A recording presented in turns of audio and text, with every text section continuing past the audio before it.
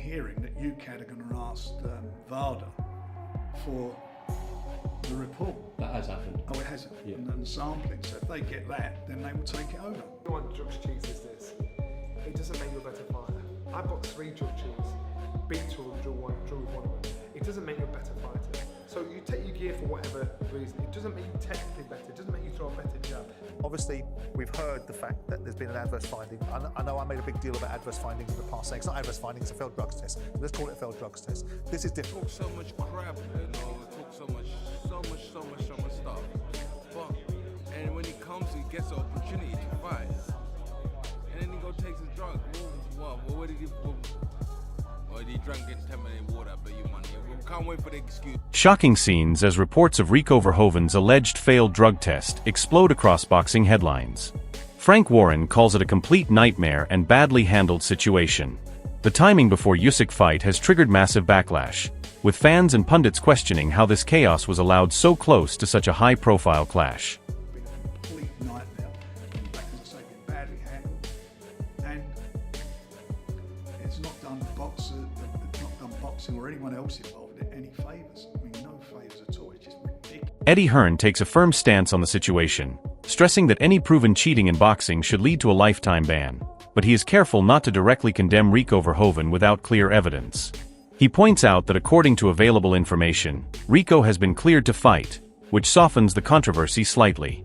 I believe that any fighter that has knowingly cheated in a sport of boxing should never be allowed to fight again. And I do not believe that he's one of them. And I believe that from the information that's been provided and the fact that he was cleared to fight, I believe that he will be cleared. Derek Chisora reacts with pure anger and disbelief, questioning how a fighter can go through all the struggles to earn a big opportunity and then end up linked to a drug issue. He shows zero patience for excuses like contamination claims, suggesting that at this level there is no room for mistakes. His tone reflects frustration in boxing circles where fans feel cheated when controversies overshadow major fights. Bad beef, or it's gonna be tea, or it's gonna be the burritos we've been eating in Mexico. Johnny Nelson strongly argues that performance-enhancing drugs do not improve technical boxing ability, stressing that skills like timing, jab quality, and ring IQ cannot be artificially created. He warns about the dangerous consequences of drug use in combat sports, highlighting that it can lead to serious harm or even death in the ring. His message reflects a hardline stance, pushing for strict punishment and zero tolerance in boxing to protect fighters and maintain fairness.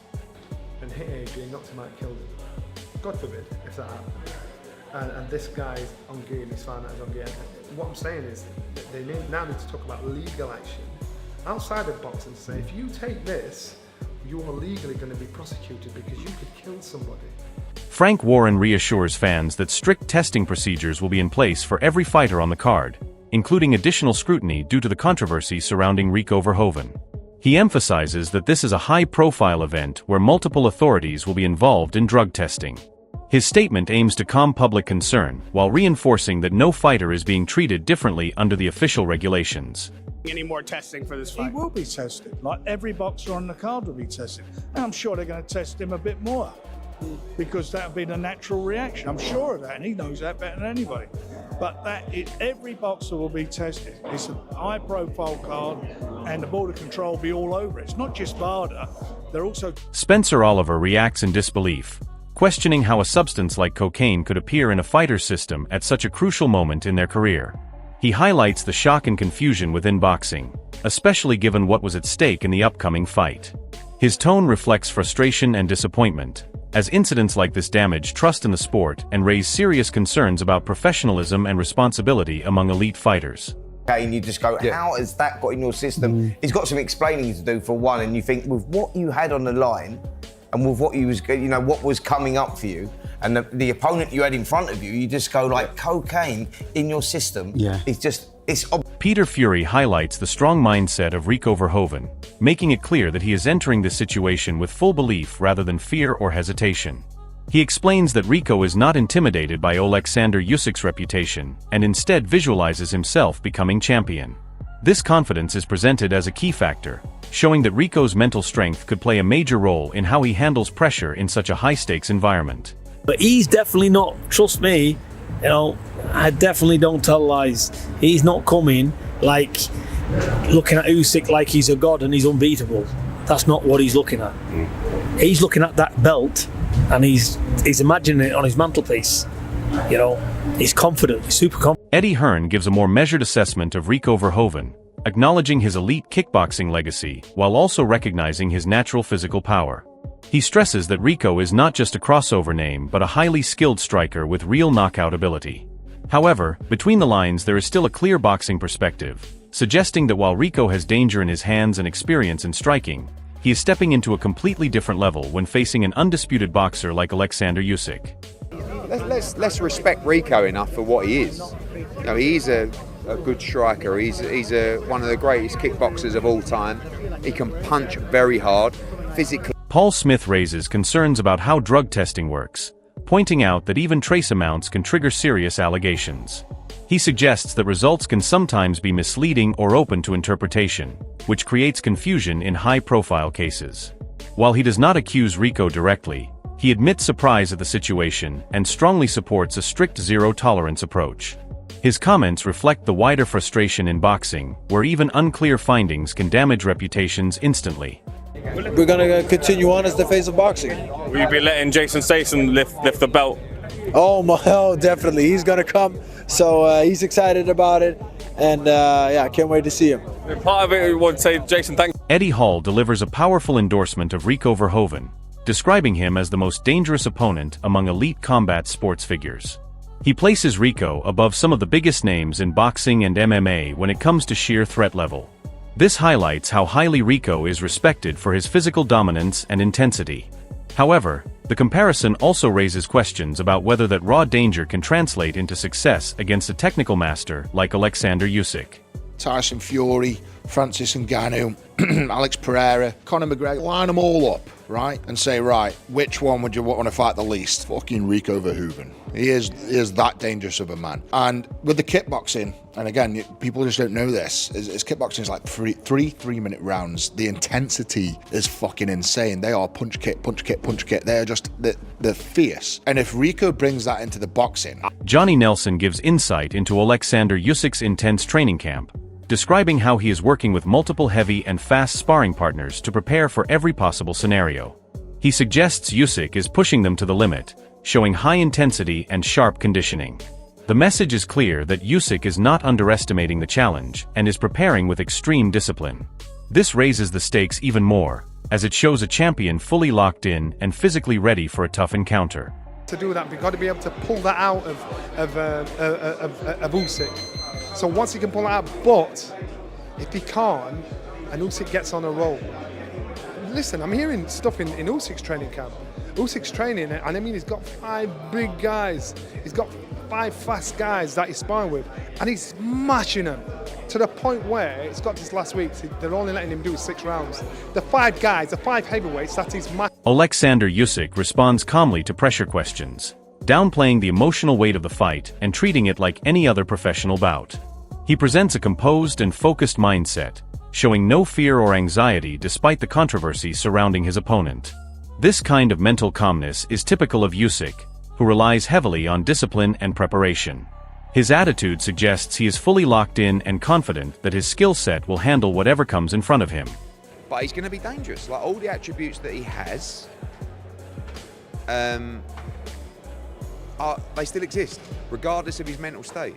But I see a kid in pain, you know? I've got to be honest with you, like, I don't see how... Fabio Wardley expresses a mixed reaction to the matchup, acknowledging that Oleksandr Usyk has earned the right to choose his opponents but still questioning the legitimacy of the opponent's selection. He makes it clear that while Rico Verhoeven is a respected kickboxer, the expectation was for Usyk to face a more established professional boxer rather than a crossover athlete. Wardley's tone reflects the concern many traditional fighters have about boxing's direction, where entertainment fights sometimes overshadow rankings and merit. However, he also shows a level of respect by not fully dismissing Rico, instead leaving room for him to prove himself.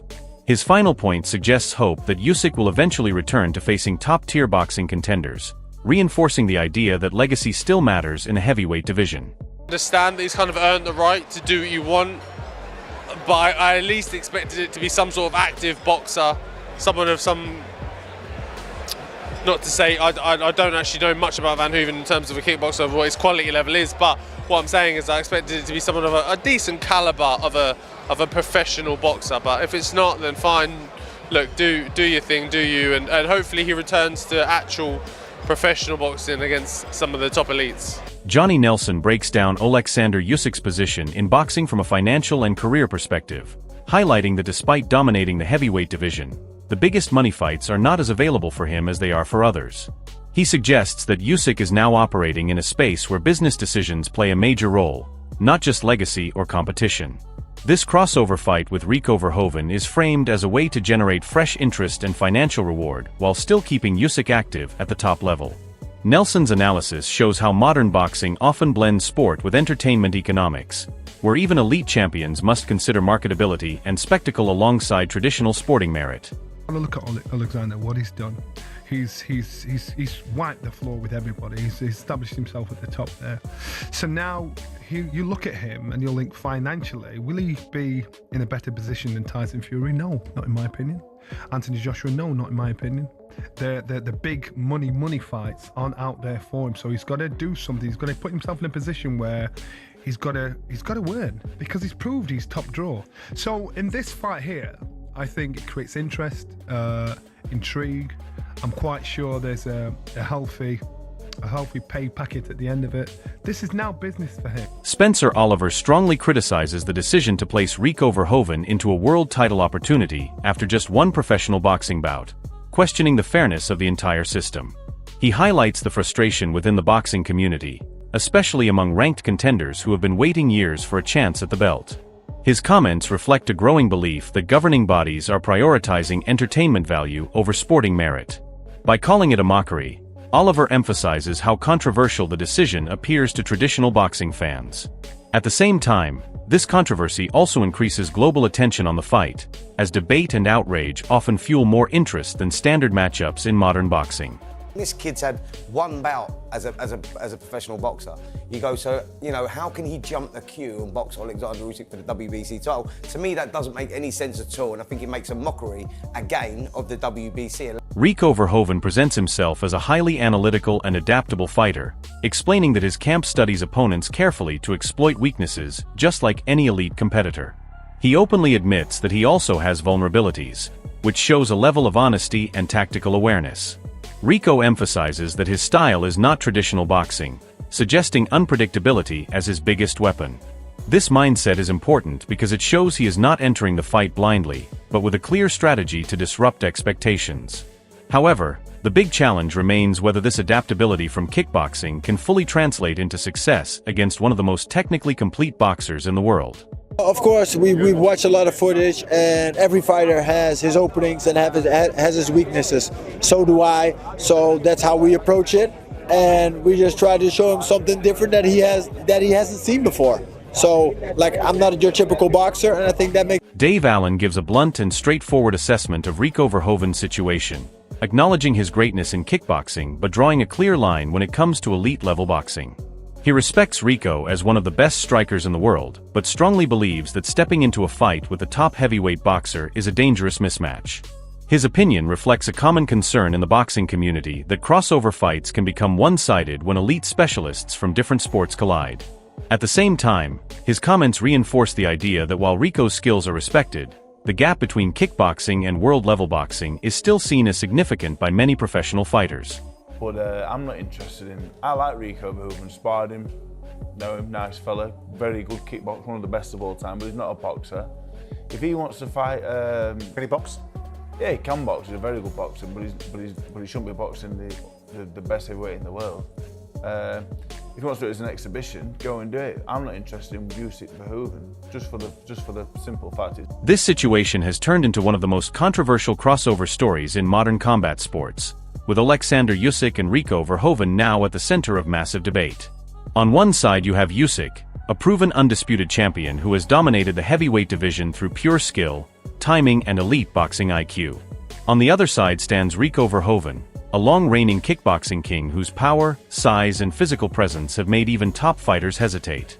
The alleged drug test controversy has only added more heat, with fans, fighters and promoters split into different camps. Some believe it damages the credibility of the fight completely, while others argue nothing is proven and Rico still deserves the benefit of the doubt until official confirmation comes out. If Usyk faces a clean and focused opponent, many expect him to control the fight with technical brilliance. But if Rico enters with full confidence and early aggression, things could become unpredictable very quickly. The real question is whether boxing skill or raw physical dominance will define this clash. Now we want to hear from you. Do you think these allegations are real or just hype, and who actually wins this fight? Drop your prediction in the comments and join the debate right now.